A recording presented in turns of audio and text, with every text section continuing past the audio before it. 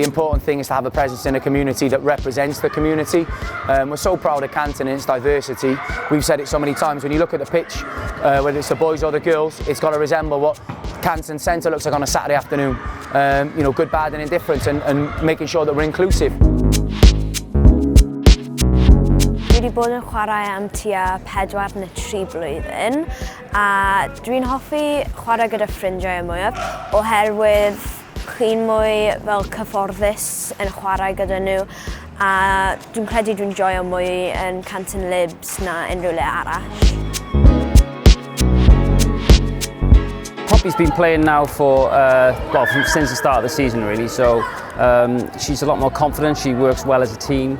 We've noticed in terms of in school she plays football a lot now, so I think her interest in the game has improved.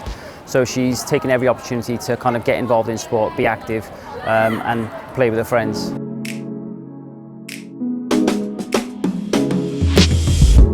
We've just got passionate people, people that care about what we do in a community, making sure that we give every girl a chance to play the game, to feel welcome, and to hopefully make sure that the parents see their kids enjoy it. Making sure that we're here regularly and consistently, come rain or shine, is important, so they know whatever the weather, whatever the numbers, they can come and enjoy their football, make some friends and maybe score a goal or two. I think Canton Libs should win the Community Club of the Year because it's just a really supporting team. The coaches are amazing and they support you whatever your decision is. The best thing about playing for Canton Libs is probably about how much the team players are like really supportive.